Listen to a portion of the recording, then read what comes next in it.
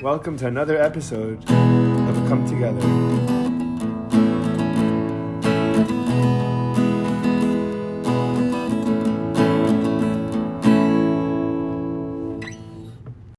Okay, we're live. So cherry, You, cherry sour and stout mix. I'll go for it. Hold on. It's in the fridge. It Is is. that is, do you want to save it for something? Not necessarily. Listen, the thing I like is that BrewDog is a company that is constantly in Israel. So like I'm not worried. Unlike the Latvian companies or the Scandinavian companies that do make really good beer. However, this one so it's called Pie in the Sky. It's a cherry vanilla sour imperial stout.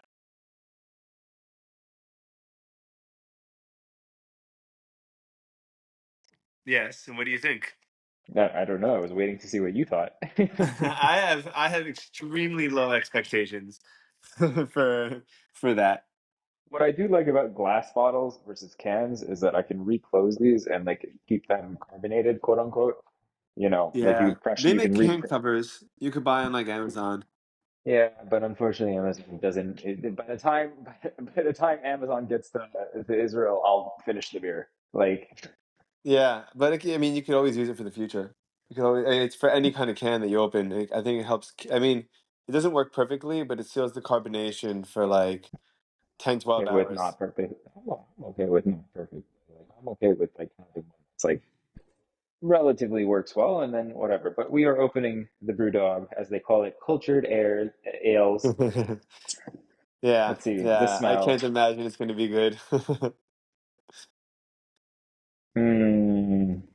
I, the smell is already a little bit soy saucy. Yeah, dude, because you're mixing stout has got to be like that dark kind of body and taste, dark and malty. The sour is like, and that's what soy sauce is. Soy sauce is kind of like sweet soury, Oh, a little this bit is of a bite. Also, by the way, I taste it now, but taste it again in like 15 minutes, and you're gonna have a very different experience, I'm sure.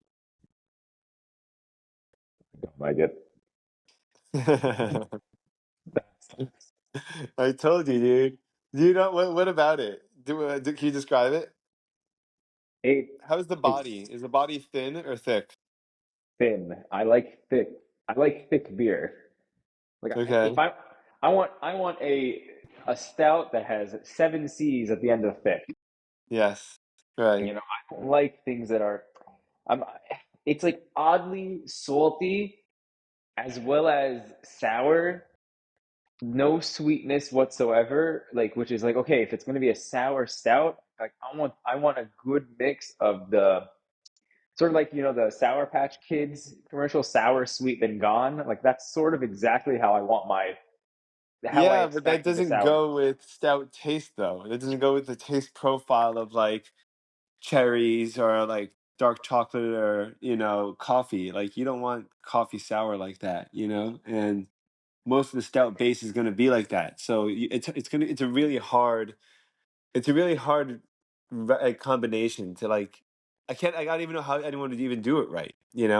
Well, here's the thing. Now, again, like I walked across the room, I took another sip, and it's like, no, I'm serious. Like the oxidation and the aeration of everything is like super important as well. Like you and I have Yeah, spoken so about give it a this. couple of minutes. I mean, give it a couple minutes. Maybe it'll be better.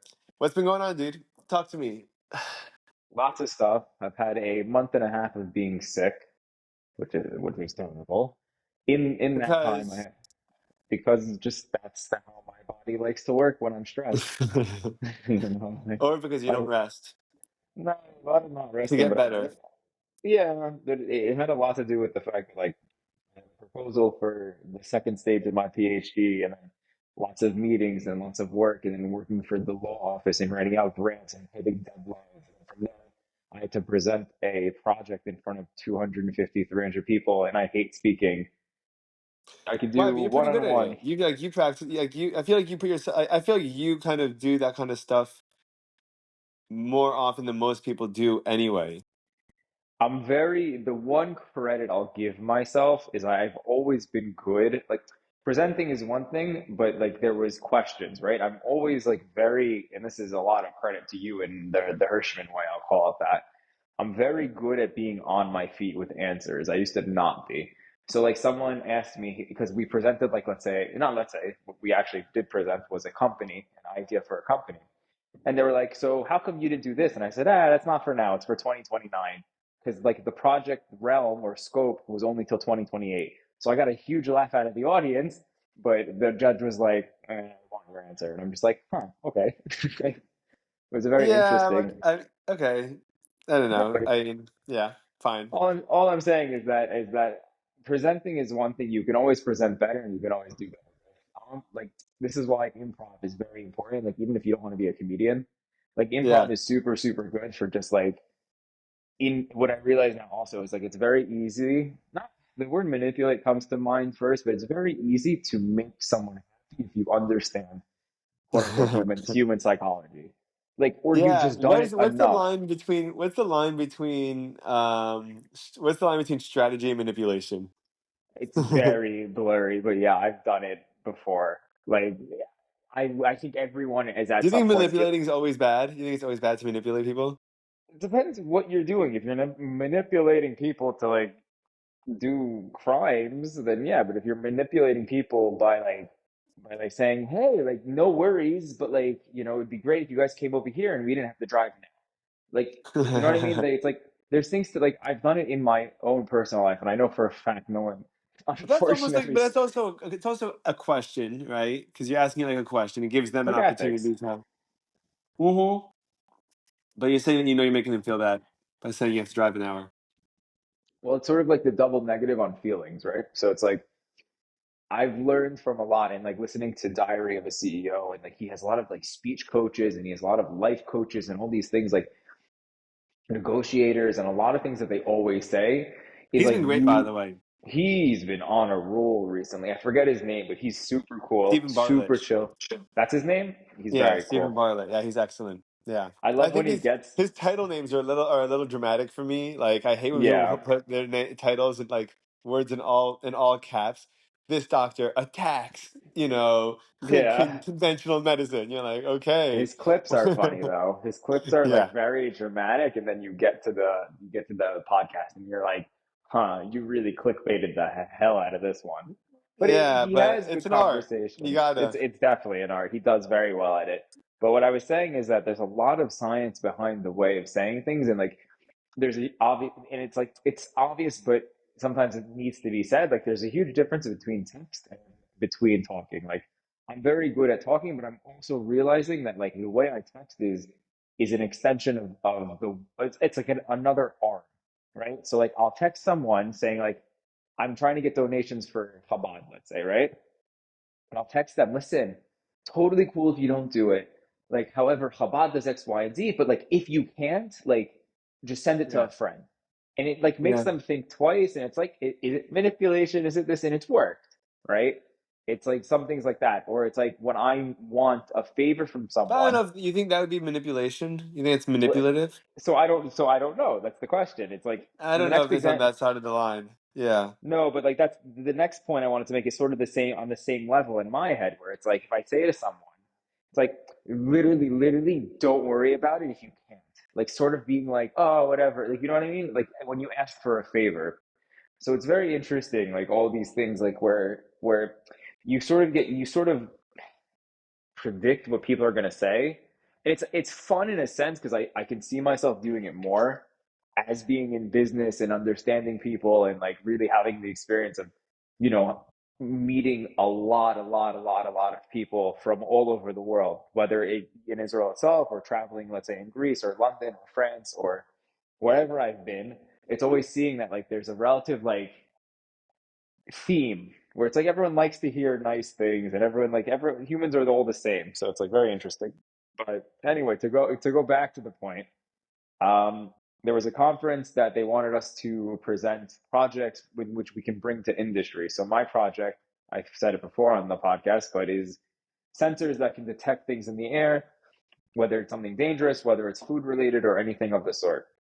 So the company I created was able to put my sensors into the packaging and make a company out of it. I presented, it was a 5-minute pitch, went over well, thought I won. lost, but very It's good for our upsetting. character, dude. Even though it hurts, Uh, it's good for our character. it's like You could here's hear the you could hear the pain behind that. nah. It hurt because like it double hurt. Why? Because I was so sick. I was like my head was my eyes were bulging out of my head. My throat was hurting. I was coughing. I was sneezing all over everyone. I didn't Ew. sleep the night before because I was like nervous about it. I was sick and I couldn't breathe. And it's just like so that's the one reason why like I was upset. And then the second reason is I invested a lot of it where it's like I've had a lot of people give me their opinions on it. I've practiced a lot. I put a lot of stress on Karen with it. I put a lot of stress on Karen's friends, who's also very good at presenting. So I presented to him and all these things. So it's like the whole process was a lot. So it's like it would have been nice to get. I would have been happy getting even like a participation trophy, but it was either first prize or no prize. First place or no place, which was a little bit upsetting. Well, it's only upsetting because you're not first place. Listen, that's the reality. But like, listen, losing builds Do you think character. you think the people that beat you were way better than you? Absolutely not. That's the reality. That's what hurt. You Like knowing, like that's think your little joke made you lose enough points to hold you to no, not but first? I really hope it's not this. Like I'm all for women in science and everything like that, but like the first comment one of the judges made to the team that won was like, "I am so happy to see a woman at the head," and I'm just like, "Fuck!" Like Right. that means it's not like there's no credit where credit is due. Like if they were a better team, I would have been like, "Fucking hats off!" Like great for you guys, you've done great. Like, but they were literally like in the most Israeli accent. Our software is good. Yes, you buy. And I'm just like, I lost to you guys. It's the biggest embarrassment for like an English speaker to lose a pitch contest to pitch a company to someone who doesn't have the native tongue of English. And that was like, It's so funny, dude. I'm sorry. I'm sorry. It's funny though. mm, dude, it's super funny. Super like now, like what, we're a week out. Super content, super happy. Like, listen, it was cool to. I got major props from my professor, so I was very like happy to go along and like to do it. But I did leave the second they announced that I lost. So You did what? I left the second they were like, "Eh, this team won." I'm like, "Peace, motherfuckers." No high fives all around, huh? No, No, no, no team spirit, nothing. no I handshakes. lost $2,000.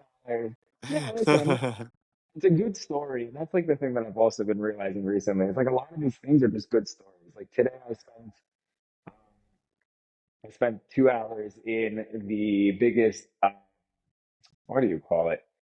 Laboratory. The biggest, no, the biggest manufacturer in Israel of cheese. 2 hours like walking through their processes and everything. It's like just these stories and like it's cool stuff. But it's been a busy 2 months.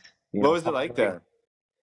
smells like cheese and like it's cool like in a good way, like it doesn't smell cheese in a bad way. But what is it like there? It's super not high techy, but it's like super like similar to the movies, like when you what you would expect to see in like a dairy farm facility or manufacturing. The cows are not there, but they have like vats of milk and they're testing the product, making sure they can go out on time, making sure there's no diseases or Is there bacteria like a on whole it. like assembly line kind of thing? So that I wasn't able to see, but yes, that's where they did have it. So they have it in the north of Israel in a place They don't want called you to see the Afula. children working there. No, or the foreigners, but that's the same type of concept. But I'm just kidding.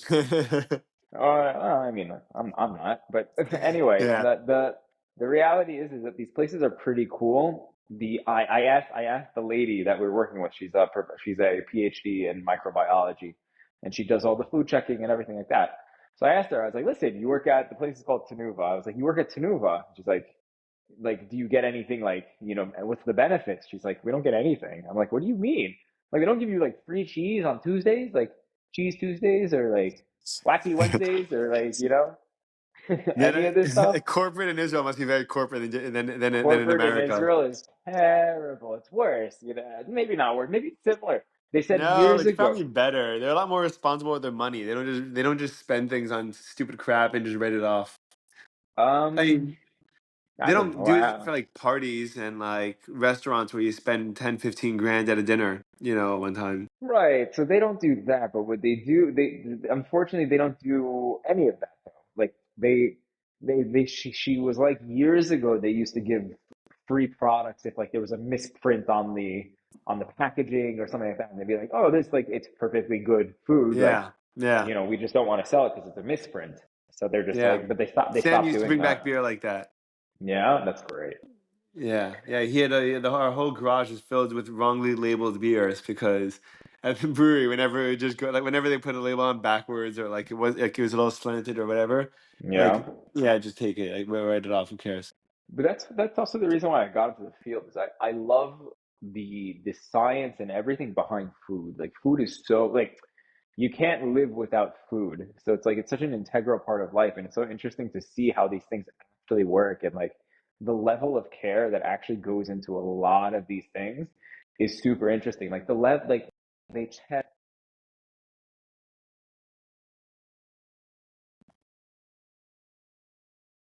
Dude,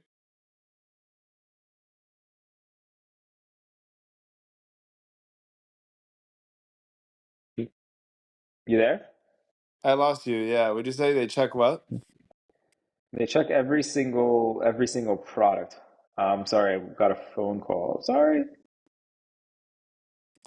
I knew it. It's one of those phone call pauses. No, Happens all the time. it's getting closer to the wedding date. Everyone like is calling me, everyone's texting me, everyone's like going all over the place. So it's like very much like crazy. Everyone's like started to buy their tickets, actually buy their tickets, and like so dealing Hmm. with this. But Wonder what anyway, that's like. interesting. But with the food industry, it's super interesting. Like I truly love the idea behind it. And, in America, I feel like it's super hard to get access to these things as well. Other than like, there was a series on like TLC or whatever it was called, How It's Made. And sometimes you would be able to see like Man, dude. I was just talking to someone about how it's made. great show. Um, Recently, yeah, they were saying that how it's made was like the father of all podcasts. Like it was. That's an interesting concept. Like Oh yeah, it's I my friend wouldn't have thought of Pacey. it. Yeah, dude, Pacey. and Yes. that I feel like yeah, like those grandparents that would just like sit at home all day after they retired, they didn't do anything. All they would do is just have how Yes. it's made is on TV all day. Like that's just what like it was. Yeah, but it's pretty cool. Like I mean, like what are they gonna do? They're not gonna go out. They don't want to go out. They're just unfortunately waiting to die. You know what I mean? I Yeah, know, let's but look it's so at funny because they're like accumulating like these random bits of knowledge. I feel like it's the equivalent of like a college kid quoting Rogan every other day. Like,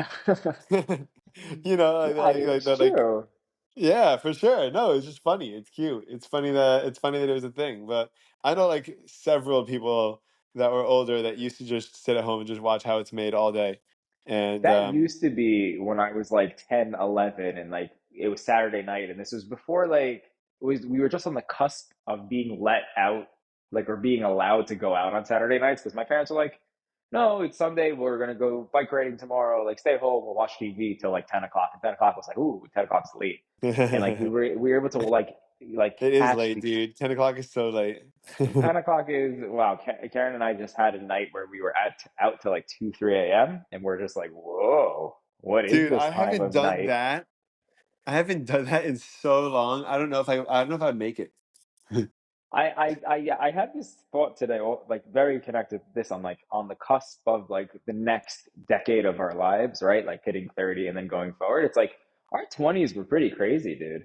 Like I'm like I'm thinking not in that sense, but I'm thinking back to like my first year or first few years in Israel. I remember going out on like a random like Tuesday night till like 5 in the morning with like Dean or someone else and like just stomp going out, not drinking or like maybe drinking, and then like going to work the next day, like no problem, like no problem whatsoever, and I like remember maybe you playing used to do that. basketball.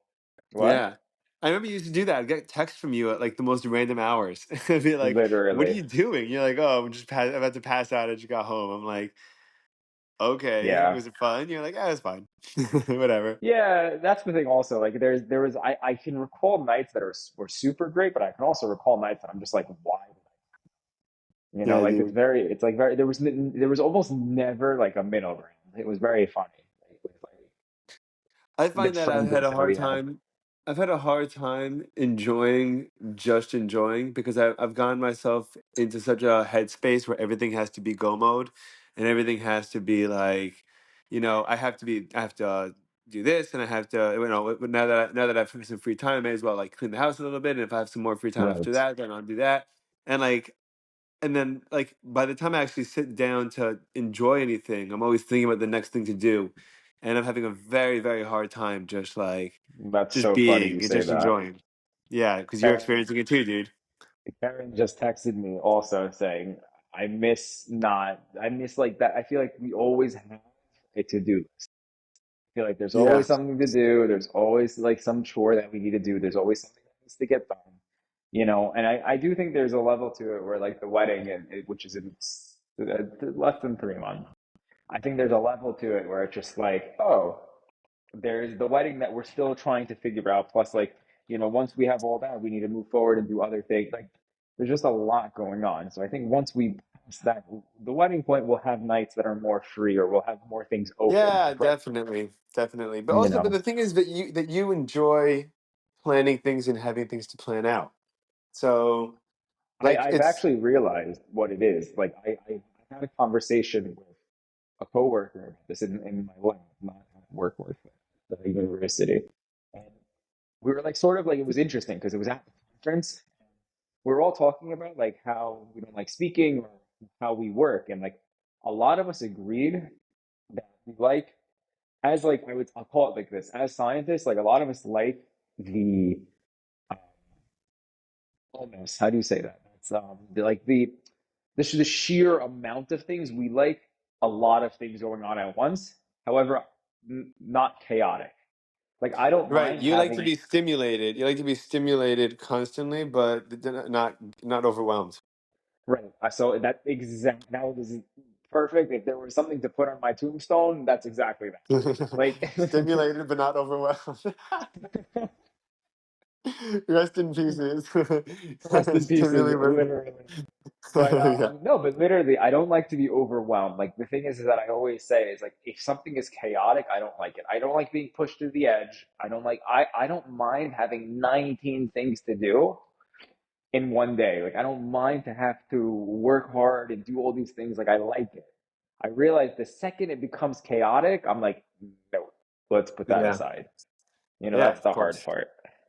Well, that's hard for everyone because chaos is the unknown. You don't know what's going to happen or how you're going to deal with it, Hmm. right? And like certain people are comfortable. Like if you're confident enough in yourself, then you feel comfortable with chaos. I'm not. Like I'm not comfortable. Like I don't trust myself enough to be comfortable with chaos. It depends what kind of chaos, right? So like I know that Right. like and it doesn't have to mean like literally chaotic, but like if you're driving with a friend and you make a U-turn where it's like illegal to make a U-turn, like you're ready to deal with the consequences of that in your Yeah, head. That like you 100%. think that the worst case scenario I could handle, and so I don't really care what the outcome is, and I can handle whatever best case scenario. I get home 3 minutes faster because I didn't have to go to the next light or whatever it was. Right. Those are things that I But also like. I have a lot of anxiety towards chaotic things. Like I have a lot of anxiety on like I'm a control freak. So like I have to go back and check if I shut off the water heater for the shower like 3 times before I leave the house. Like there are times I'm down the street, I'm like, did I lock the door? Like I don't like not being in control. Like the thing is like a U-turn, like I'm sort of in control of my if I get a ticket, big deal, I'll get a ticket. You know what I but mean? not Like even that, also the odds are pretty high. You could talk yourself out of it. I didn't notice the sign. I'm so sorry. I never did this before. Can I have a oh, for warning? sure. Like No you, speaky like Hebrew. it's low risk. It's low consequence enough that it's Yeah. worth doing. It's like low risk, high reward. Like Yeah, that's exactly. like the reality. Like no, it's something that's like very like it's something to like really manage also because it's like when it comes down to like to things like that, like Karen and I are on different spectrums. Like it will make her very, very nervous like to do something like that. And I'll just be like, what's the worst? Like the perfect example is like I have a friend who lived in Yerushalayim and I went to go visit him when he had a baby. And I parked my car and I said, the one thing I want you to tell me is that do people get towed or do people get tickets here? And he's like, people get tickets. I said, okay, I don't care. Yeah. Because like at the end of the day, like someone towing your car is 300 times worse than just getting a 100 shekel Yeah, of ticket. course, of course. Not anything you ever want to risk. I Yeah. have a friend of mine that we were driving. I was driving. He was driving, and I was in the passenger seat. And we missed a light, and we couldn't make a U-turn, but it says no U-turn, right? And so I'm like, dude, do it. He's like, no. I Who said, was "Come it? on, dude, do it." And I'm sitting, I'm sitting on like yelling at him, like pressuring to do it. He's like, "No." I was like, "Nothing's gonna happen." He's like, "I have weed in the car." I'm like, "So what?" He goes, "When did I get pulled over?" I'm like, "The cops are not gonna look in the car for weed from two white Jewish guys. They're not looking for us." And he's Was like, it Zach? "No, I'm not telling you who it is." But then he's like, and he looks at me. He goes, "Dude," he goes, "I've been in prison before." Before. And he goes, "I've Oh, never." this is why you're not telling me. Okay, I'm, I think I have an I'm never idea. going. He goes, "I'm never going back." I'm like, I get where you're coming from, dude. You're not gonna go to prison for having weed in your car, dude. It's just not Oh gonna my happen. God. Was this in Florida or was this in I don't want to talk about where it was because uh, then it narrows it down. you want to be plausible deniability? Yes, exactly. It's okay. I think it's a good enough story without It's a revealing great the. story. I'm just curious who it is, but I'll tell it's you just after. I'll tell you after. But yeah, so I guess that kind of changes it. And it's true. Like there's and that's Danny Kahanman's whole thing um with decision making. And he mm, talks about like decision making is also based largely on associations that are around us, right? So like if you've seen a car between exits 12 and 13 on the highway and you see a cop car there a couple of times, then for a long time, for weeks or months after, you'll naturally kind of hit the brakes or be a little bit more safe or wary when you're driving down those on that exit. Even though there's really no evidence that he's going to be there any more than he's going to be anywhere that's the whole else. point of deterrence. That's the whole Yeah, yeah, point yeah. of doing everything. Like that's the reason why they put these like in Israel they have these like orange maybe when you're here if you're here maybe When maybe I'm there. when uh, I'll show you because there's a few of them. They have like these speed. I don't want to call them these speed machines. They check your speed, the speedometer. It's like not in the car Mhm. but outside. And Yeah, of the course. question is do they actually work or not? However, they have it implemented in Waze and in Google Maps and in Apple Maps to say speed trap ahead, right? Yeah, And they have that all in and the it's states, dude. right. What I'm saying is how, but I don't know if in Israel if it actually Oh, I've works gotten tickets from it before in America, in America. Yeah, I mean, right? I got them in Italy. I got them in Italy too, In actually. Italy, nice. Italy is um, weird. It's very interesting to drive in Europe as an American because it's like there's a lot of things where it's like in America the speed limit will just change and you'll see a sign, right? In Italy, because I also when I drove in Italy to I drove between Rome to Florence.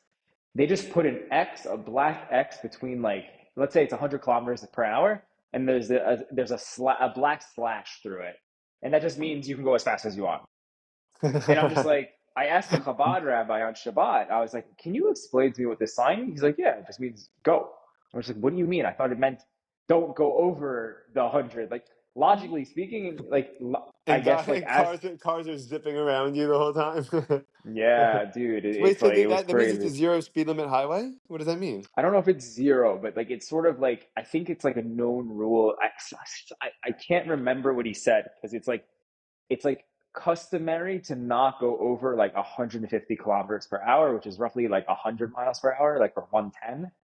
If I'm not mistaken, I don't know the math off the top of my head, but I know it's something around like 40. It's like go between, it's like 100 kilometers is roughly like 65.3 miles per hour. Um, Is that but how is it it is? as It's like two it's like, what do you kilometer, mean? two Yeah, two kilometers per mile. it's 1.73 kilometers per mile. It's almost two.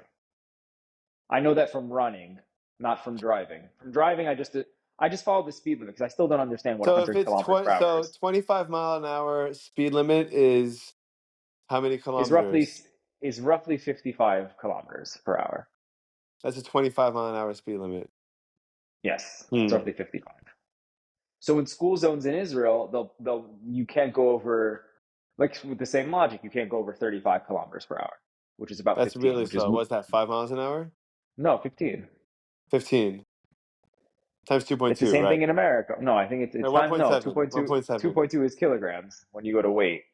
Oh, right. Oh, It's God. very funny because whenever I'm Why at do the we do doctor, this? Why do we do this? Who's right? America's so here's okay. It sucks because when you're in science in a foreign country and you've learned it also in America, but they don't really teach it well. So coming to Israel, I've realized the only and this is the hill I will die on, literally. Everything centimeters make sense, millimeters, the 10 it all makes sense. But what the fuck is Celsius when you step outside? It doesn't make sense. It doesn't make any sense, dude. Okay, now How does it freezing work? point is What's the Celsius conversion? the Celsius is wow. What is it? It's like I think it's times 1.8 plus 32. So if you have 0 degrees Celsius, so times 1.8 plus 32 is 32. That's the easy one because it's freezing point That's of 33 degrees then, no? Or sorry, no 35 degrees. plus 32. No, 0 times 1.8 is 0. Plus Oh, right. 32 is 32. Yeah. Right. So so Yes. that's the easy one, right? But here's where it gets like in the lab, everything makes sense. Celsius makes sense. Let's move off of science and move into the real world, right? I walk outside. If you tell me it's 23 degrees in the morning and then tonight it's going to be 25, and that's a drastic difference. Like the drastic difference is like you have like Israeli television going like it's going to be 18 and then 42. And I'm just like, you're giving me a range that doesn't make sense. Like you're giving me a What would range of like 18 to 42 mean? I'm trying to figure that. That's like 40 it's to like 90 it's like no degrees. no no it's like 60 to 102. It's like it makes because it makes sense. Fahrenheit makes sense because it's scaled in a way that's like sort of logical, right? 30 like the only one thing that doesn't make sense is the freezing point of water doesn't make sense in Fahrenheit. 32 is a Why, random what's number. that? What? Like the freezing what you know it's gonna let's say the forecast in New York says it's gonna snow. What's water's freezing point? 32 degrees Fahrenheit. 32 degrees. 32. It makes no sense. Anything, so 32 or lower means snow or 32 slush? or lower can be slow snow slash yeah it depends on other factors, but like yeah, it usually means snow. So 0 makes sense, but the boiling point of water in Fahrenheit is 100. But I'm saying, but this doesn't make what makes sense is for temperature feeling outside. Because if you tell me it's 50 degrees, I know I need a jacket. If you tell me it's 20 degrees Celsius, I have no idea what to wear. Like it just Right. it doesn't really But make so much sense. 20 degrees Celsius would be about 50 degrees. Yes, but it just doesn't make sense to me. And Yeah. and the funny thing is that Europeans agree as well. I've had people come over to me and be like, you know what, you make good points because sometimes they say it's going to be 20 to 30 degrees Celsius, and then you don't know, like it hits 25, and you're just like, I don't know what this means Yeah. because there's such a difference between the numbers. But anyway, that's my as That's Peter your Griffin would grievance. have.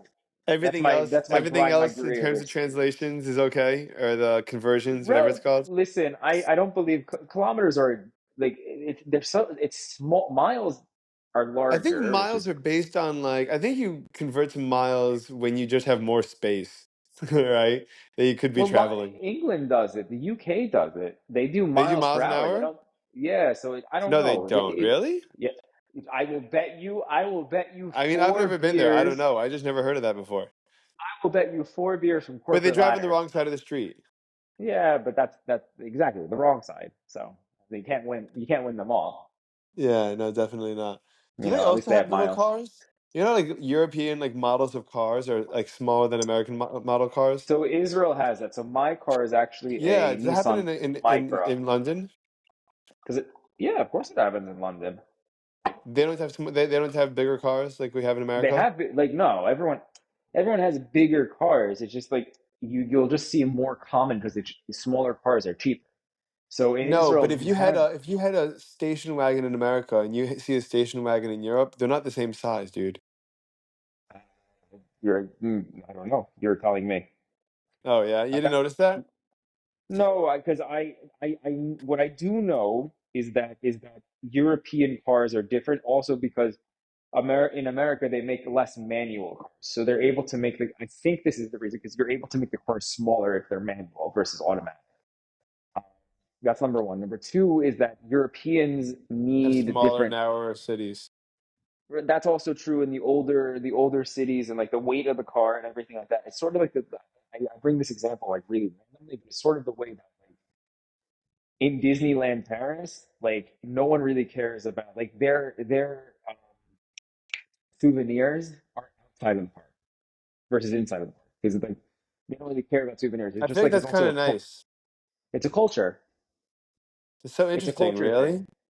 Yeah, obviously there's still stores in the parks, but they're not the main thing. Like World of Disney, like is their downtown Disney is not packed with Disney. It's packed with like other stores, and it's not like very Disney oriented as like as in as Disney Springs is.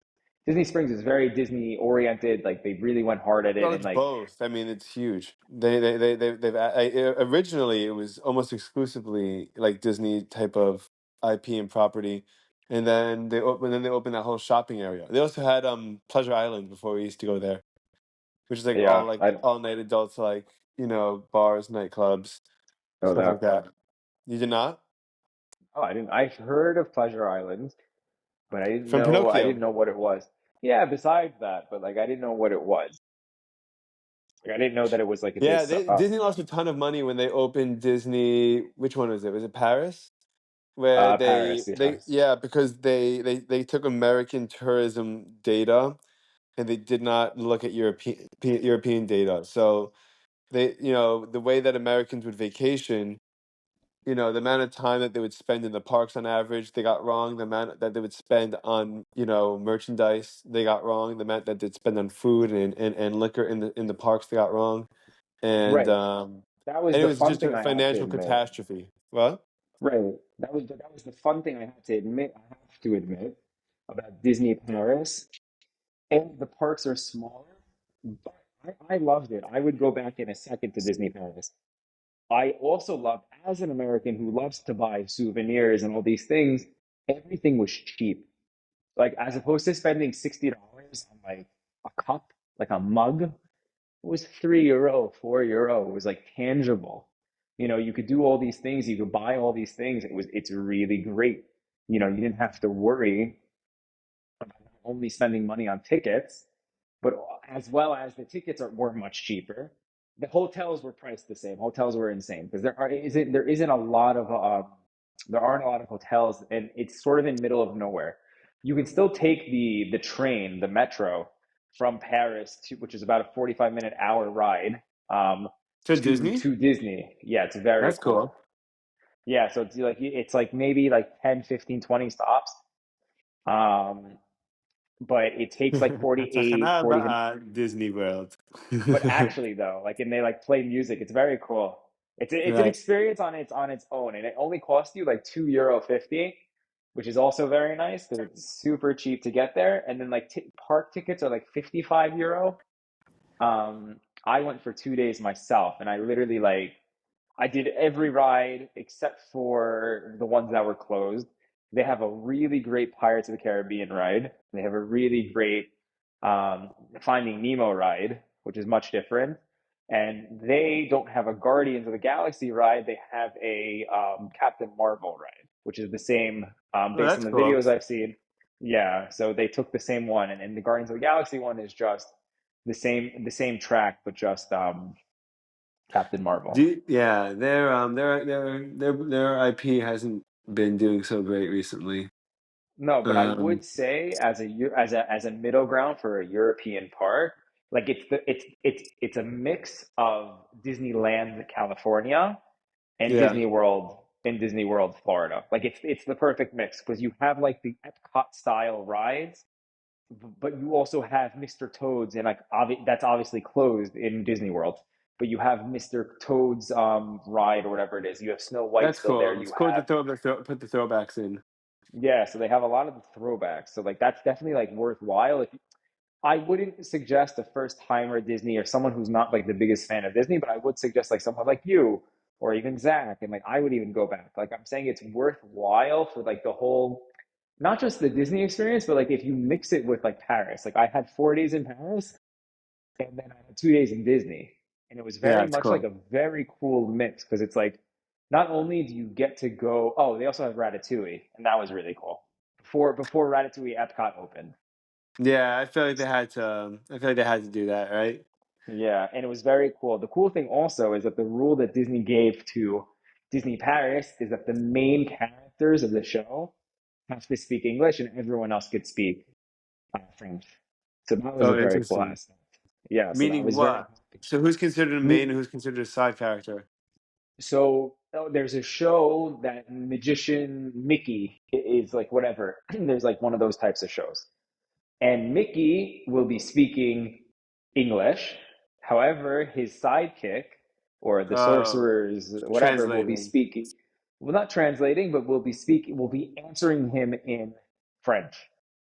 Mm, So, so if you're a kid, you might not understand half the conversation, but I'm assuming if you're a kid above the age of 5, you might be able to be like, oh, well, he said this, so I'm going to assume Mickey said this. But as someone who is not a French speaker, yeah. I was able to get the full conversation based on the way they were answering, and they would move slowly enough with the conversation that they would allow for people Yeah, who that's don't. always stuff that they do really well. They're They very, do it very very well, thoughtful about presentation and making like just a great. It's always it's all about presentation and it's all about yeah, accessibility and relatability. You know, like it's for funny. sure. My class is just watching The Incredibles, and Great the soundtrack. whole great soundtrack, great movie overall. Yes, But one of it's the but extremely underrated.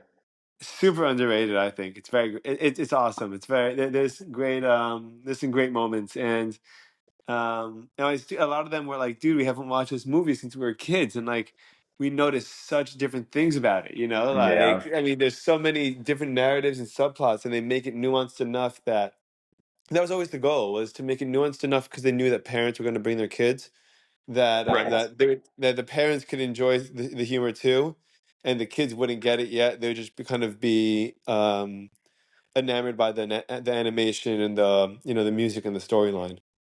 Yeah, that's what I'm. Karen and I are. We just got Disney Plus again, and we're watching Monsters Incorporated. But that series, Oh, it I came heard out it. with I like a started it. It's very cute, right? very cute, very much like I was very surprised. 'Cause Karen is not very into like I would not like cutesy things, but she wants to watch when she wants to watch something, she wants to watch something like a rom-com or she wants to watch something serious. So like the in-between like cartoony thing is not always her thing. But it was like Yeah. so funny because like there was something there was one of the episodes was like, "You're a really big monster, but you have really small hands. What does that mean?" And I'm just like, but it's really funny to watch it as like adults and like also to be like, oh, like cool, like these quote unquote these monsters are like just out of college or like they're a few years out. That's sort of like us in a sense. We're not a few years out, but we're more. But it's like sort of funny to now see it. It's sort of also like to watch like Friends and be like, oh, they're our age. Like as they're like, Yeah, they were 29, all that 30. stuff weirds me out. All that stuff, but I don't go back to it though. Like, I don't No, I watch don't even Friends think because of it now, that way also. it's yeah. I don't know. I feel like I got crankier in my, and I also like, I think I have a totally different taste for what style I watch now. Like, I can't imagine watching Entourage now and just like I haven't been in the mood for it, you know. And I think it goes. I know it goes. Really? Yeah, but it goes back to what we're talking about. You know, like the more time that I spend in like more serious, got to do more, got to be more, got to do more, got to do more kind of mindset. The more time I spent in that Yeah. mindset, the less I think that silliness and sense of humor and goofiness and all that stuff has to be fed. Like it's a muscle the same way that anything else is. Hmm. And if you ignore it for too long, then you almost forget how to do it. And For sure. so I think that I've been so, if I take more time to just be more relaxed, just enjoy, just laugh, just oh, it's all good, then then I'm sure that that would kind of snap me back into it. But the headspace Oh, that for I've been, sure. like I haven't had yeah. Um, I just like it's, never liked Entourage. I know, and I know it's crazy. I never understood how anyone hasn't liked it. I'm a sucker. No, not a sucker. It's very hard. I do the same thing with books. It's very, very hard to pull me in. Like it has to get me like either a lot of the shows that I found I've watched like in the middle, meaning like let's say season one, but I watched episode 5 first Yeah. and then it caught me. I'm like, oh my God, but what happened before? And then like Entourage, where I started, it just didn't interest me because it was just like very slow in the beginning. Like I like the characters, I like the idea. Like it's not, it's just too. It was too vulgar. It was too broy fratty. At least in the beginning, I don't know how it went through the No, it seasons. stays like that. That's what it is. So then, yeah, like I'm not The very. people But that like liked then it were again, either people that related to it or wanted or dreamed about it. And so right. like either way, it was either like relatability or it was fantasy, in some kind of But way. then So But then stupidly, I used to watch Blue Mountain State, which was about a football team in, yeah, of let's course. call it like Big, do you know it or? Blue Mountain State, sure, yeah. Yeah, so then I would watch Blue Mountain State and be like, oh, this is the best. Like, so it was just I like, I never liked Blue Mountain State, dude. It never spoke to you see me. what I mean? But it's also the same stupidity. Yeah. Well, I mean, It's all, They're both stupid comedy, if that's what you mean. But what's the premise of Blue Mountain yes. State? It's the main character is the second string quarterback in a D1, maybe D2 college. And all he does is like he wants the credit so he can get girls and all these things. And like the football team is like very much like gross, broy and everything like that. And they have like the fights with frats and like it's funny, but it's like meh. Like it's not anything like special. I It's feel like no it's a cult class. I Sopranos. feel like that's more of a cult classic kind of show. No, Like the 100% people it that is. love it, like absolutely love it, right? I'll say this: I will probably never go back and watch it again. I felt that way about Like, a lot of the shows that I used to watch over. I got even like I haven't like I couldn't even enjoy a Seinfeld episode these days. really? Why is that? Um, why not? I don't know because I'm not. I haven't been like in the humor mood. I mean, sometimes stand up comedy it has been like the most silly thing or funny thing that I'll focus on or that I'll watch. Um, Yeah, and that's a little bit more just based on how quick and witty it is, as opposed to just stupid humor. Like, and when I say right. stupid, I mean like we laugh at things that we don't expect, right? But I'd like to be Exactly. I want to be, but instead of having something preposterous, physical and preposterous occur, right? Which would ordinarily make someone laugh. It doesn't make like I don't find that funny. But like if you start me down a train of thought, and then you pull the rug under me and say something absurd, then that's been Hmm. like that's what I like about stand up. So I mean, you also kind of dude, that's how we're going to Ari Shafir tonight. No, you didn't tell me that. Oh, dude, 6 of us are going, dude. It's gonna be Who's it's going? gonna be great, Like you, huh? Penny, not Penny. You, Pacey, Pacey, Kiwi, Guy, Menahem dude, Klein, so sick. and who else? I forgot who else. Yeah, dude, it's gonna be awesome. It's gonna be great. He's playing at this little venue. Do you remember the Nike outlet right here? Yes, yes. In It's in what is it he's called? playing there. He's playing there, so it's literally 5 minutes from the house. It'll be Dude, great. that's I'm very amazing. excited to see him. I did. Yeah, I've only I've gone to like, a couple of the stand up clubs, I guess, or bars around New York. Like, you go and there's a 2 drink minimum, and Yeah, you people get in for just, free, but you got to get drinks. Yeah. yeah, yeah, and it's cute, it's not bad. And then I went to Tom Segura, and he was incredible, and like it Dude, was a I'm so totally different jealous. experience because it wasn't just funny. It was like there was a control over the crowd, and like when you're in a big venue, like this was in Hard Rock Stadium, right? So I think it's 7,000 seats, and when you have 7,000 people that are just kind of latching onto your like every every motion, every gesture in your face, is like part of your act. Like if he raises one eyebrow and like moves his head upwards a little bit and then says a line, like everyone is like totally zoned into every part of his being. And Right. it's really cool. It's really cool. And it's also crazy to laugh hysterically with 7,000 people. Like it's such a weird experience. But Like it's like the when control, like that's the thing that always interests me, and like also like going back to how we started the conversation, psychologically speaking, the level of control, and like I feel like Yeah, that's what's really addicting for comics, and like that's like you felt it also. I remember you were saying a podcast when you were speaking in one of your podcasts, saying when you finally got that clap from the crowd, you're like, oh my God, the yeah, euphoria, the yeah. pure and utter joy of like, oh shit, everyone's watching me and like it and clapping and all these things. I have to admit, I didn't feel those things when I did a speech and everything like that. I was like, get me the fuck out of here. But Yeah, I but it's not understand. the same thing for a speech. It wouldn't be the same thing because you're not making yourself that vulnerable in a raw, creative way, right? Because like I guess. with it, like with a presentation, it's already a professional setting, with Right. and there definitely is a sense to kind of prove this idea. But if you wrote a song or you came up with a joke and someone paid 75, $80 to come see you and you deliver that joke and you put like 10 years of work into that delivery and then like no one, Right. like it just totally misses. And you're like, they just rejected like My life's everything. work.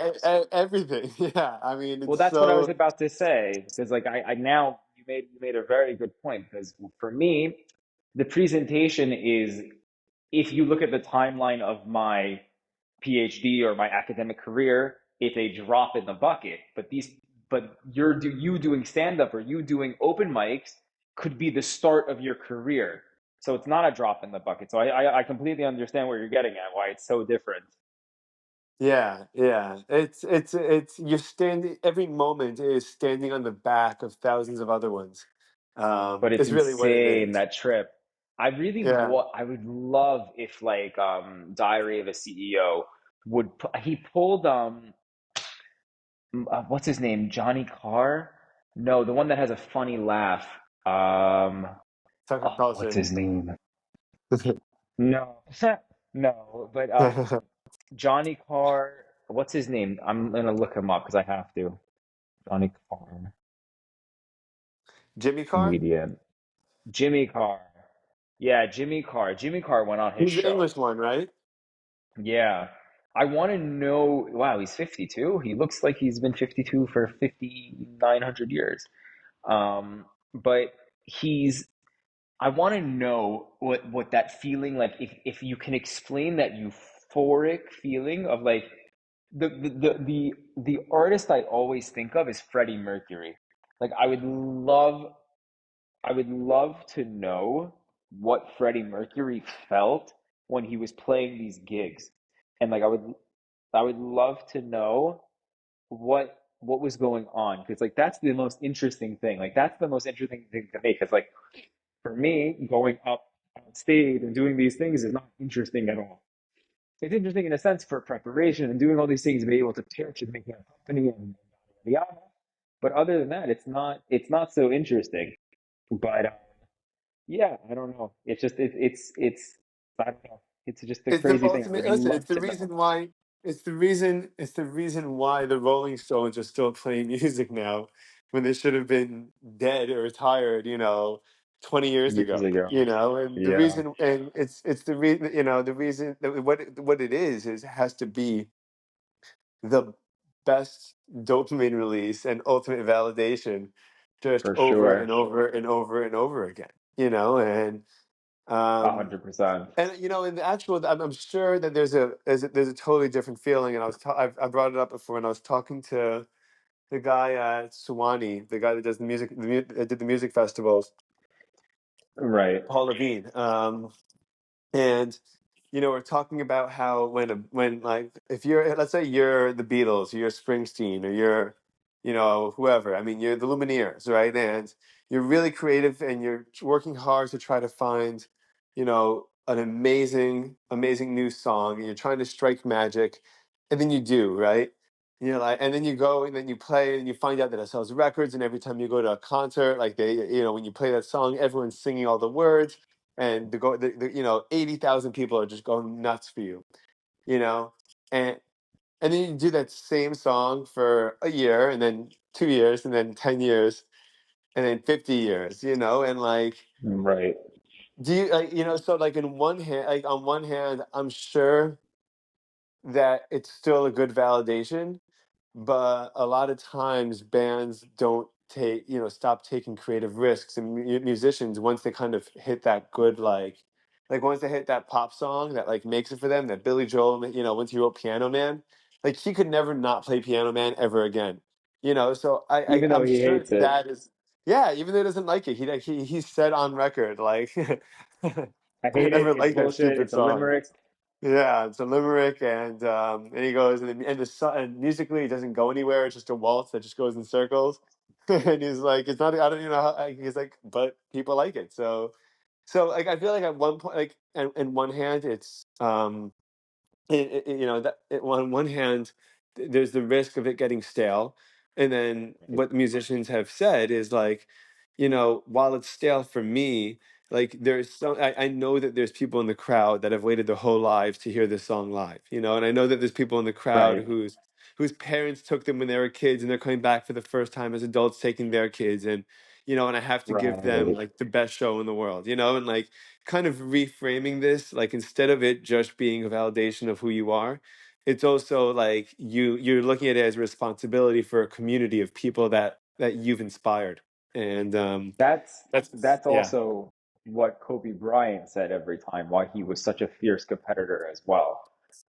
He always said it's like I might be inspiring the next Kobe Bryant, the next Michael Jordan, the next LeBron James. He's like, obviously, why wouldn't I give my 930% that I can? If yeah, he's able to give, if he's able to do it in like all of these things, then he should. Like yeah. if he can, if he's not injured. It's one of the reasons why, like, people loved Kobe. People admired Michael Jordan, but they loved Kobe because Kobe was the person that would give to them more. Like Michael Jordan was a competitor, and not to say that, and I'm not saying Jordan's better or Kobe's better or whatever, because I do think they have LeBron's the very similar best. careers. It's hard to say that he's not, but again, if you would put in the fact of injuries and timing, like Yeah, you he's still know, the best. okay, I don't know. Good, I don't Yeah, have a good answer. yeah. I appreciate the art No, but the of point you're the making about book. Kobe is the important point, dude, and Yes, that's the idea that, and it's funny because it's also a Jewish idea that I love reading about from Shimshon Raphael Hirsch, that he says like the root of all problems is education, and we can make right. the world such a better place if we just look at ourselves. Everyone looked at themselves as a teacher, and everyone else as a student, and we treat everyone with that patience of, like when you deal with a student, you're like, maybe they don't know, I have to help them, like I'm giving them benefit of the doubt, and I'm trying to, help teach them positive traits, and I'm trying to work with them on their negative traits. And like, if you look at people in your life like that, then so many problems and so many issues just disappear. Right. It's such an I haven't heard you say anything about or follow Hirsch like in a Yeah. long time. But Yeah. no, it's 100% correct. Like it's very But much that's what, like, but that's yeah, what made like, if that was Kobe's mentality, then that's the same idea. Like what pushed him was the it was fact that he 100% looked at Kobe's himself like a mentality. teacher. Like I'm a teacher and I'm a role model, and people are looking up to me, and so you got to go. And then, as Ari Shafir would say, you heard Ari Shafir say when he died, right? No, go for it. Oh man, you have to pull up the tweet. I don't know exactly what it was like. It was like I guess we're all upset that wait, it was a wife beater and Hold on, like I'll pull it up. Shafir Twitter. no, I should be a Was it Kobe tweet. recent?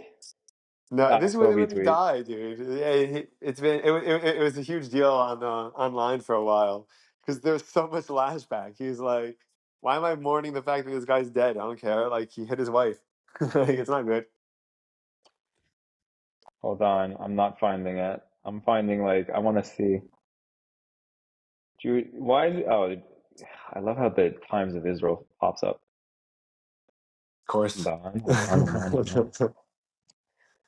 You want me to pay? I'm not paying you, New York Times. All right, forget it. I'm not gonna find it. You're not gonna find it. Okay, whatever. Well, whoever's listening, you know what I'll do? I'll pull it up. I'll put in the show link caption, so anyone that wants to see it can find Kobe it. Bryant. It says Kobe Bryant died 23 years too late today. He got away with rape because all the Hollywood liberals who attack comedy enjoy rooting for the Lakers more than they dislike rape. Big ups to the hero who forgot to gas up his chopper. Oh my God, I hate the Lakers. What a great day. Whoa. It's Wow. a little bit out of hand, huh? He's out of hand. There is something to it. So it's like the same thing that people say about Michael Jackson and like R. Kelly and like all of these people, where it's like, where do you, because basketball was his art, right? So it's like, where do you separate the art from the artist, right? I think there's also like Picasso also like raped some people. I think, don't quote me, fact check me. I don't know. So there was another artist that like raped a woman, or like Alice in Wonderland, right? Was written by a Oh, known I was pedophile gonna say man. Alice in Wonderland. Yeah, it's about the principal, Yeah, the dean of the university's daughter. I think at Cambridge, or one of those old English yeah, establishments. And he asked her, and then he asked the dean when she was like 6 if he could marry her when she was of age of like 12 or 13 or something. And he was like, "No, you're a creep," and like he threw him off. He essentially threw him off campus. And right. then I think the premise, like the character Alice was based on the dean's daughter. Yeah, which I weirdly enough is the Alice movie. The Tim Burton one is one of my favorite movies. Is it? I'm Tim. I don't like I Tim. I love don't. Tim Burton. It, it's too weird for me. I get what people like about him, and it doesn't do it for me, dude. I I really love it want to because like it more than I do. because I like his style. I don't know why. Like I don't like the movie Mars Attacks. I love Edward Scissorhands, but like also the reason why I love Tim You Burton like movies that is dark because aesthetic, though. You like the I like you. love it. Emo. Yeah, Love dude. it. Who hurt you, man? I don't know. I don't even know if it's I'm just about it. kidding. It's I'm just just like kidding. it's so like I love Beetlejuice. Beetlejuice. First of all, the Beetlejuice soundtrack with Harry Belafonte, rest in peace, is Rip, amazing. rip. Yes, Harry Belafonte, dude. That guy was something Dude, else. he was something else. But You, yeah. Go going ahead. back Going to back the to. Tim Burton thing, like for me, like Tim Burton was more his movies were also scoped with the music by Danny Elfman. And Danny Elfman is easily like I wouldn't call him I don't know if I I'd know call who him he my is, favorite dude. I artist. never heard of him. Dan, Danny Elfman, if you look up most he is um He does scores or as scores everything. He had a band in the 80s called Oingo Boingo, but that wasn't okay. just him. Like he's done so many a lot of TV shows, their theme song he's done, but he's done every single movie for Tim Burton. He's done a million other movies. He is if not on the same caliber as John Williams, who is the No person who's way. done all 100%. Dude, look it up. He Same is he status? is he is the same status. This could be my opinion, but I believe that he is the same status as John Williams, Hans Yeah, Zimmer, all of them.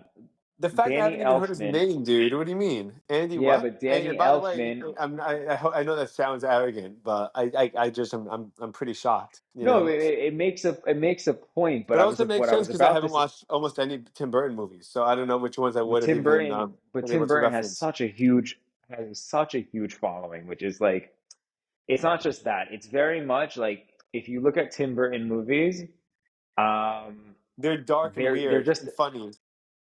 they're dark, weird, funny, but they have such good lessons behind them. And he's like The Nightmare Before Christmas is one of my favorite movies as well. So Right. it's very much, it's very much like there's such good lessons in it. It was a Disney movie. They had to create the story behind The Nightmare Before Christmas is also very interesting because Michael Eisner created a whole new company because he thought it was off brand and didn't think it would be Yeah. successful. So he was I like, think yeah. okay, like, Yeah. but now if you want Disney Plus and you watch it, it says the Walt Disney Company. So they changed it. So Well, yeah, they because they probably I guess they either melded the companies or they shifted something on with the rights. I think that's all like yeah, corporate decision making for sure. It's branding, it's but corporate decision making. yeah, Like it's like the question of whether or not like this was a big deal too, right? Putting Hulu's content on Disney Plus or putting content from like Disney owned Miramax, which was Harvey Weinstein's company for a very, very long time, right, for like 20, 30 years now. And they make, edgy movies. And the question was always like, do you want to put, but they always kept the brands extremely, extremely separate. You'd have no idea that Disney owned Miramax, and they kept their names out of it. You right, might see it at the end of the end of the credit, at the end of end credits, but you would right. never, and so for a lot, so the question there was really a question like, do we want to like, do we want to change? Do you want to tarnish our brand? Do you want to tarnish the cleanliness family feel to it? And when you go to Disney Plus, do you want to see Daredevil, blowing someone's head off, or the Punisher blowing someone's head off? Right, When you have your 5 year old that might be locking on, and that's not in line with the Disney brand. for sure. Um, But it is a choice. But I so think by the that way, that's what they ended up doing it. They ended up making like you can have either a kid's account or an adult 17 plus account. And I think you can which I make a think is pass. You great. can make a passcode. Yeah, it's great. It's very smart. Like, but to go back, Danny Elfman is maybe is a generational talent. Like he is someone who is well respected in the music world, who was well respected in the movie world. They call him for different movies. Like, listen, he didn't create the most famous like the Indiana Jones theme, but he did create a Right. lot of other like he like the one of the most famous. I'll call it waltzes for lack of a better term. Is what is it called? From Edward Scissorhands. Like the theme of Edward Scissorhands is probably one of the most famous waltzes sounds ever. It's the Yeah. same thing with Inception. It's the same thing with Star Wars. That Yeah. first Yeah. Yeah. blast of Yeah. music you get. So playing that is like one of the most famous things. So am I surprised you don't know him? No, he's more of a cult following. But if you were to ask me, and I'm nowhere near the movie junkie as you are, or like within the realm, but it's someone like his music is iconic. It is something that is known by millions upon millions upon millions. And you walk in the street, you ask someone if they know Danny Elfman, chances are they probably will. If I ask you, you won't. But Really? yeah, That'd be cool. That's a good experiment. I'll try that out. you need it. But definitely, it's worth your time to look him up. It's worth your time to really get there and to really like it's worth it, it's such he's such wow. Like also watching interviews of him, he's a weird, quirky guy, but he's so. I love watching interviews behind creative talent. I love to see what the people behind like the show they put on are like. Did you watch on Disney Plus the Imagineering series? I did not watch that. I'm a little bit more interested in what things that are more personalized. So, for example, like I hear listening that. to the Grateful Dead music, right? If I listen to a lot of their music, and then I hear Jerry Garcia talk, and I know that he's the leader of the band, or I hear them interacting as a band, and they all like seem like their personalities kind of match up with the style of the music, or not, right? Then it's always Right. fun to be like, whoa, like like this is who came up with this. Like it's so cool. It's so weird. You It's know. so interesting. It's always like, oh, you know what I love to do? Very much on topic. I always love to see who is the voice behind things, right? Oh, It's always fine. interesting to see who's the voice behind like Bugs Bunny or Daffy Duck or even Mickey and Minnie Mouse, like to see who is the voices and the stories they have to tell and how they connect to the characters because you don't see them. Yeah. Yeah. Those are always fun videos. I like those. Like I showed my class a video of Genie Takes that didn't ultimately make it into Mm. Aladdin.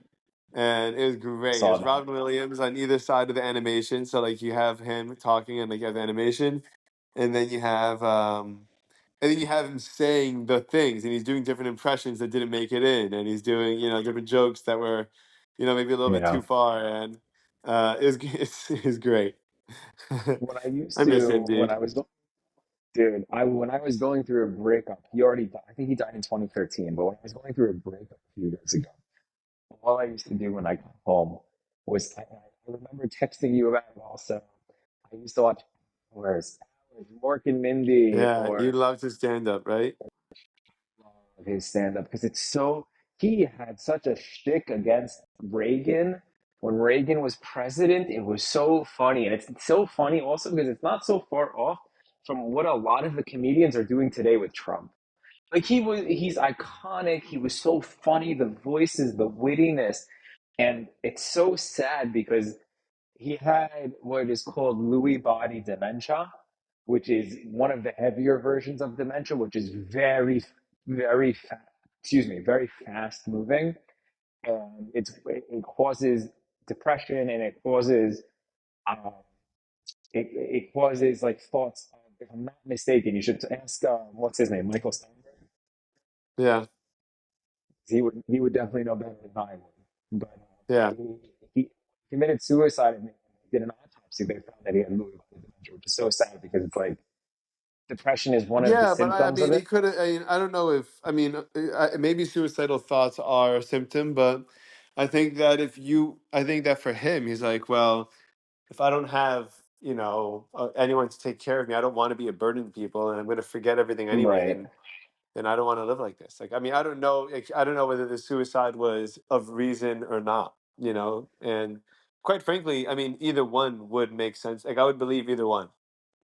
right. If you told me that Robin Williams committed suicide because he didn't want to spend the rest of his life demented, I'd be like, I understand that and I believe that, And if you told me that, part of the way that, maybe the medication that he was on would give him suicidal ideation, I mean, that's literally a warning that they put on all these medications, So, um, For sure.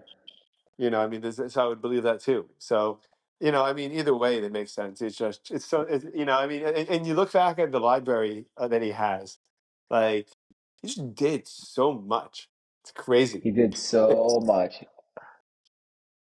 and I One think we of the like best things forget, that like, because like if someone has, when I went to see John Fogerty of Creedence Clearwater Revival, and like he's playing all his songs, in 2024, and I'm like, the guy wrote the songs from 1967 to 1972, like, and he didn't do anything new in that time, since then. Like, I mean, maybe he right. made maybe an album or two, but like, what does this guy do for 60, 70 years of his life, in between those years, or Maybe 50 just years?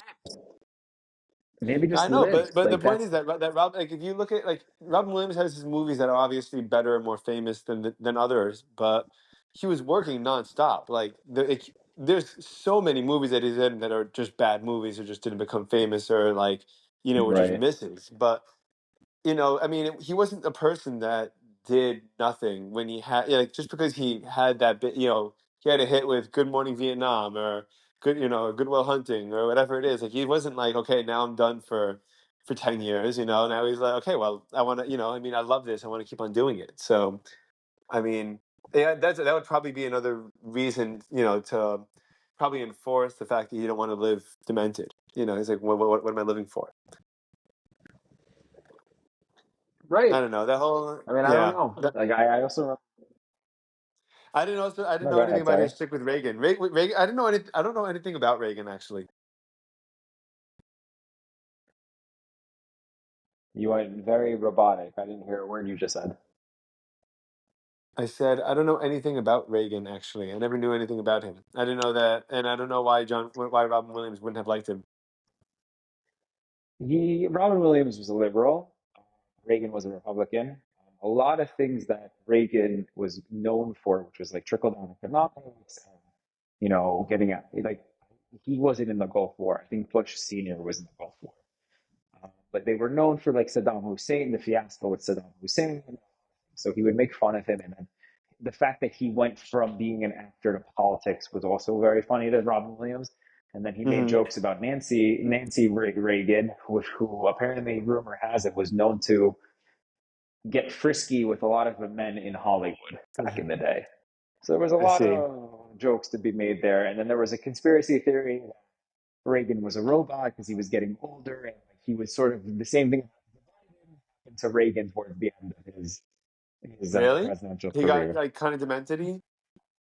Not demented, but like he just was getting too old. But there's a funny video when he was was in the debate with, why do I want to say Walter Cronkite, but Walter Cronkite was the Probably the ABC moderator. anchor.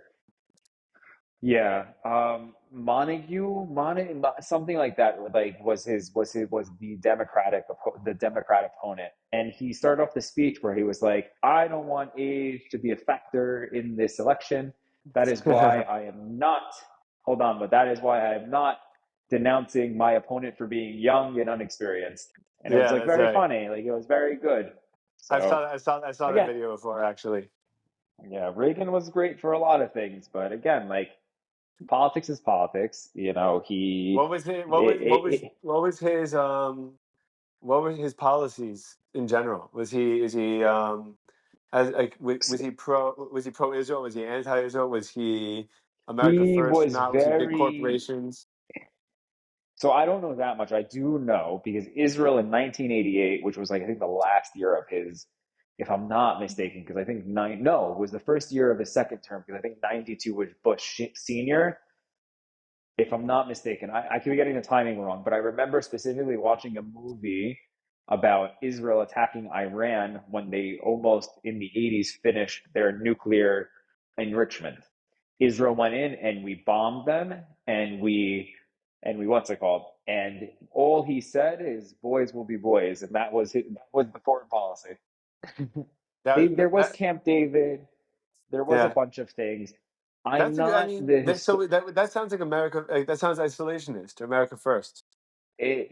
it is and it isn't because then we go into a decade with Clinton and King and not King David and Camp David and all these things, and there's a bunch there. I'm not the historian to say it, but like there's a lot there that I don't know, but there are bits and pieces that I do know. But I'm not going to speak further onto it because I am no historian and I'm not very good at quoting dates, Yeah, times, and things.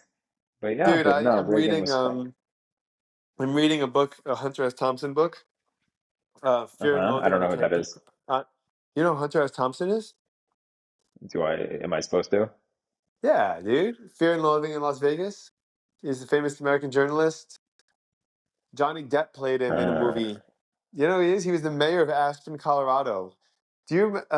Did I go with you? dude, I don't Have even you know been the to Aspen? mayor of Edison, New Jersey. Have I been to Aspen? I've never been to Aspen. No, it was funny that he was the mayor because he was a lunatic drug addict journalist, and I didn't even know how. And then and he, like, for example, like he would write what's called gonzo journalism, which is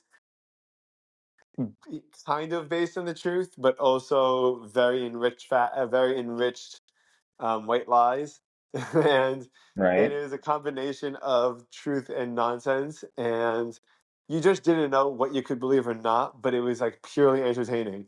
So like when he was on the campaign trail, and so this was 72, and he hated Okay. Nixon. And he was, and you know, and then he was, and I mean, it's really cool because the way that he's recording the conversations about like the different people running, and you know what the concern is, and the national mood, and what people are saying, but how reality is, it's all the same. Like it sounds really really similar to today, which is really crazy. Um, but he started Yeah, a but rumor that Nixon was addicted to Ibogaine. and ah, they and the no way. reporters are like, and Call then and they Courtney. started, Call Courtney. and then he called and then he called Nixon. Sorry, then he's doing he's doing a interview.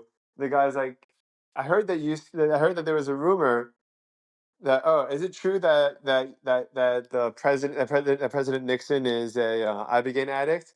He's like, no, it's a rumor, it's a rumor. He goes, I started that rumor, but it's a rumor. And it's like he totally had no he had no problem I just love that. yeah, he was great. So he's like he's one of the great American journalists. He was like he wasn't hippie. He never really got like fully into the hippie movement, even though he always hung out there. Right? Like he lived like with the Hells Angels motorcycle gang. He lived with them for like 2 years, and then wrote a book about their Interesting. lives, about like the way that they live. Very You know, interesting. so it wasn't like just hanging out with people and then hanging out with them for a day and having a beer and then writing a story. Like he would really entrench himself in whatever assignment he was doing. So he would Right. live with them for 2 years. Or on the campaign trail, he wrote about the whole year of being on the campaign trail, and then and he write and the chapters are by months that throughout the year, and you could see how his perspective and train of thought and political opinions change as he follows as he follows these people on the road for the whole Oh, election cycle. interesting. Yeah, it's really really cool. And yeah, you should. I mean, you should read his stuff. It's a lot of fun. It's out of No, control. definitely post podcast, definitely send it to me. I'd be super down because like I'm always interested in seeing like new stuff. I'm always interested in yeah, like I said before in the podcast, it's very hard for me to start new books. It's very hard for me to start new things. I would love to get into something interesting. Like, I think I need to like evolve You know my what could get you palette into for if you reading. watch if you go to YouTube. I bet if you just watch a video comparing Johnny Depp playing him to the way that he was him, and Johnny Depp did an What's the awesome movie job. called? It's called Fear and Loathing in Las Vegas. Fear and Loathing in Las Vegas. I'll definitely look into it for sure. Listen, I'm looking Yeah. for all these new things and whatnot because again, like I need to get into reading. I've been reading the same Harry Potter book for the past like 5 years. Don't get me to stop reading Harry Potter. It's This just is like I like know. American. This is like American like cultural, like this is like an American cultural trailblazer. Like he like Yeah, set the tone for journalism and entertainment, and like he was the first crazy, like they call him Gonzo. Like he's out of his mind. he walked so Donald Trump could run. He walks so Donald Trump could run. What does that mean? I mean, it's like the classic line where it's like, he set the path like for other people to do Yeah, what he's yeah. doing. Not quite for Trump's out there, but I mean, he's a No, journalist. He's but just a it's crazy dude. But yeah, it was the last of an era. There's not really anyone that's kind of like him, although there's a lot of people that take inspiration from him. You know, yeah. I don't know. Listen, sounds good to me. Yeah, dude. All right. Well, I guess you call it here. This sounds like Yes, fun. sir. I'm actually gonna go on a run. Um, you are, dude. I went for a run, even though my ribs are still bruised. I went yesterday and today, and it's Yeah. so painful, dude. I can't even tell you. It Dude, I kills. could I mean, imagine. it's not like I'm but my body needs it. No, of course. Like, listen, you need to A, you need to rest, but B, you also need to keep up with. That's the best part of it. Just Yeah. making sure that you keep it going and whatnot. But Tove, dude, it's been fun. All right, dude. Have a good time on your run, and always love having you Thank on, you, dude. sir. We'll do this Yeah, again hopefully soon, I'll be as back always. sooner than last time. You got Dude, it. what? This has been like 4 months since you came on last. I've been busy. I know. We'll make it happen. All right, dude. I'll catch you later. Bye. Yeah, talk to you later.